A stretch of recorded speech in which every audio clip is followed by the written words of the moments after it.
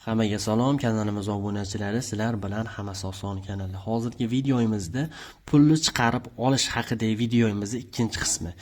Ya'ni bundan oldingi videomizda Binance hamyoniga chiqarib olishni ko'rib chiqqan edik. Endi Binance hamyonimizga kelib tushgan pulni biz kartalarimizga qanday qilib chiqarib olishni ko'rib chiqamiz. Endi hop, Vexsurfing saytiga kirsak, mana boshidan kirib ko'rsatib beray sizlarga. Mana Vexsurfing saytiga kirganimizdan keyin profilimizning ustiga bosib, pul chiqarish bo'limini ustiga bosamiz. Endi biz mana bu yerda cheklarimiz, ya'ni biz zaifga qoldirganimiz haqida ma'lumotlar turadi. 19-yanvar kuni biz sizlar bilan birga mana pul yechish uchun zaifga qoldirgan edik. Bugun 24-yanvar, ya'ni 24-yanvar kuni tushadi deb bizga mana bunday qilib xabar qoldirgan xullas. Bugun chisloyimiz mana 24-yanvar. Bugun mana Binance hamyonimga kirsak, Binance hamyonimizga mana kelib tushgan pul o'zi mana USDT kelib tushgan. Umumiy hisobda $23.25 kelib tushgan bizning hisobimizga. Xo'p, endi bu USDT, ya'ni bu dollarda qanday qilib kartamizga yechib olamiz deydigan bo'lsalaring, xo'sh, eng avvalo aytib o'tay, bu juda ham muhim. Mana bu Binance hamyonini ko'pchilik ochishni bilmaydi. Undan oldingi videoyimda ham aytganman, bundan ro'yxatdan o'tishni ko'rsatmayman, chunki bu haqida videolar juda ham ko'pdi. Sizlar qaranglar, buni Binance hamyonini qanday qilib ochamiz deydigan bo'lsalar, YouTube'ga kirasizlar. Mana bu videolarim ko'rmaslaringdan oldin bu yerdan qidiruv bo'limiga bosasizlar. Bosganlaringdan so'ng mana bunday Binance ro'yxatdan o'tish degan deb qidiruv berasizlar xullas YouTube'ga. Shunaqangi qilib qidiruv bersalaring, mana o'zi Binance birjasidan to'g'ri ro'yxatdan o'tish. Mana shunga o'xshash juda ham ko'p mana shu o'zimizni o'zbek birodarlarimiz ko'p tushuntirgan bu haqida. Ya'ni pasport ma'lumotlarini ham kiritadigan joyi bor bu Binance hamyoniga, o'zlaringning shaxslaring tasdiqlaring uchun. Ana shularni ham birgalikda qanday qilib to'ldirish kerakligi haqida birgalikda aytib o'tgan xullas. Mana shu yerdan o'zlaring bemalol bironta videoni ko'rib, o'zlaring tushunadiganini Binance hamyonidan ro'yxatdan o'tib olsalaring bo'ladi. Undan keyin qaranglar. Sizlar Binance hamyonidan ro'yxatdan o'tib turganlaringni pasport kiritasizlar bu Binance hamyoniga. Shu aytganimdek, verifikatsiyadan o'tasizlar shaxslaringni tasdiqlash uchun. Endi pasportlaringni kiritganlaringdan keyin misol o'zlaringning nomlaringda pasport bo'lsa, o'zlaringning nomlaringga ochilgan plastik karta bo'lishi kerak. Ya'ni bu Binance hamyonidan ya'ni o'zbek so'mi qilib olish uchun Binance hamyoniga qaysi pasport ma'lumotlaringni kiritgan bo'lsalaring, plastik karta ham xuddi o'sha pasportga, ya'ni xuddi o'sha ism, familiyaga ochilgan bo'lishi kerak. Misol mani plastik kartochkam Jamshidjon Xo'jayev. Mana bu Binance akkauntimga ham mana shu Jamshidjon Xo'jayevga tegishli pasportni kiritganman. Tushunarli bo'ldi degan umiddaman. Xullas, ism familiya ikki xil kelmashi kerak pul yechib turganlaringda. Bo'lmasa atkas qiladi. Endi qaranglar, biz bundan qanday qilib yechib olamiz deydigan bo'lsalaring, biz mana bundan oxirisiga o'tamiz va send tugmasini bosamiz. Qaranglar. Oxirisiga o'tyapmiz. Barmog'imga qaranglar, mana oxiriga o'tdik. Endi mana bu yerda mana valyutalarim turibdi, ya'ni kripto valyutalarim turibdi. Bu yerdan send tugmasini bosamiz. Xo'p, bu yerdan hech qaysini tushuntirishim shart emas. Biz mana bu yerdan eng muhimi sell to USD, ya'ni o'zbek so'miga almashtirish turibdi. Buni ustiga bosamiz. Bosganimizda qaysi valyutangizni o'zbek so'miga almashtirasiz deyapti. Biz USDT ni bosamiz. Bosganimizdan keyin bu yerdan mana sell maksimum turibdi. Sell maksimumni ustiga bir bor bossak, bizni barcha USDT, ya'ni dollarimizni mana bunday so'mda hisoblab beryapti. 278.751 so'm. Buni mana shu preview order ustiga bosamiz. Bosganimdan keyin mana confirmni ustiga bosaman. Biroz kutib turamiz. Hop, bo'ldi mana.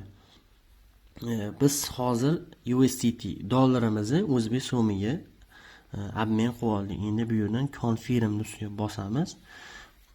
Bosib biroz kutamiz.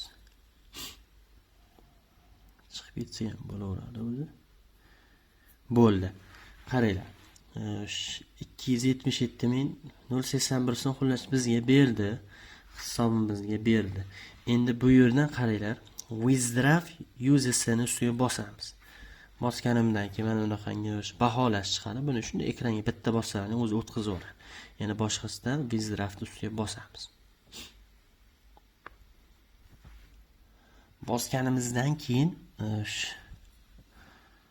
mana bank karta Humo turibdi. Biz mana shuni ustiga bosamiz. Bosganimizdan keyin mana continue degan mana bu yerda yozuv chiqyapti. Mana shuni ustiga bosamiz. Bosganimizdan keyin bu yerga mana men hozir qaranglar, bank kartamni kiritib qo'yganman o'zi. Sizlar mana buni ustiga bosasizlar.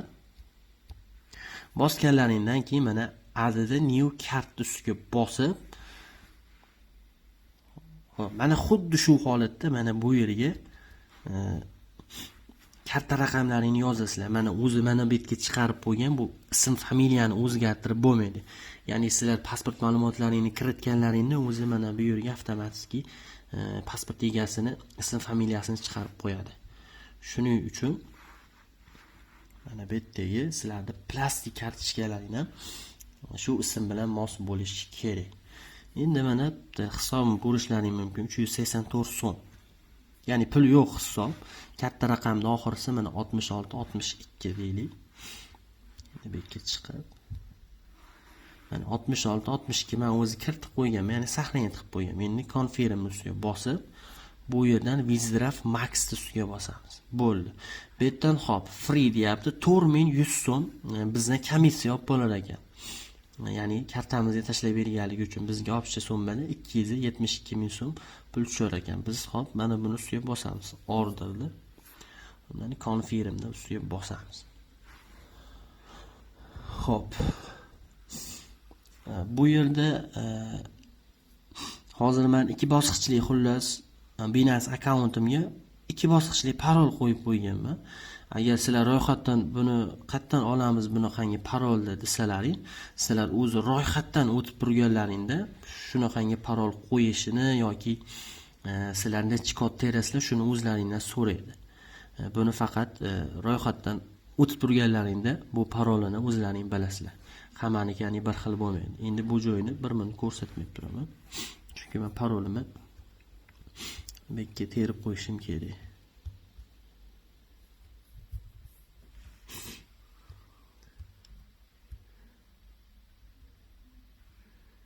Hop bo'ldi. Parolni shunday terdim, o'zi mana withdraw order.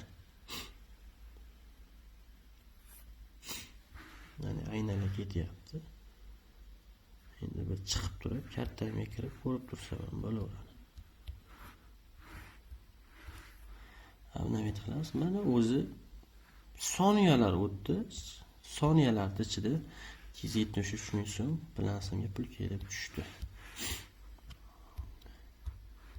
Kartada bir pas urib chiqadi bu ilovada 273.000 so'm pul kelib tushdi.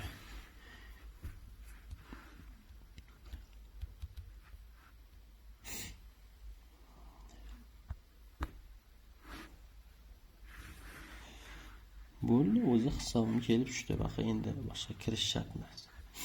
Bu yerdan ponni chiqib ketamiz. Bitta nima qilsak, o'zi mana hali yechgan pulim, ya'ni mana bu yerdagi USDT pulim 0 ga tushib qoldi deyarli. Bitta bossam bu yerga qachon chiqarganligini mana ko'rsatib qo'ygan. Istaylar, ya'ni sotib olganligimni ko'rsatib qo'ygan. Kartamga kelsam, kartamning o'zi mana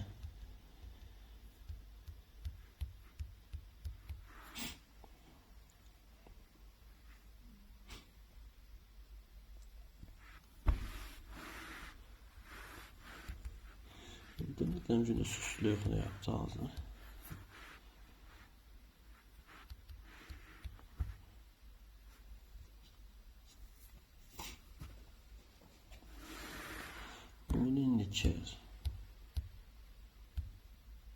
chiqarib yubordi xullas 2-3 marta kirganidan keyin.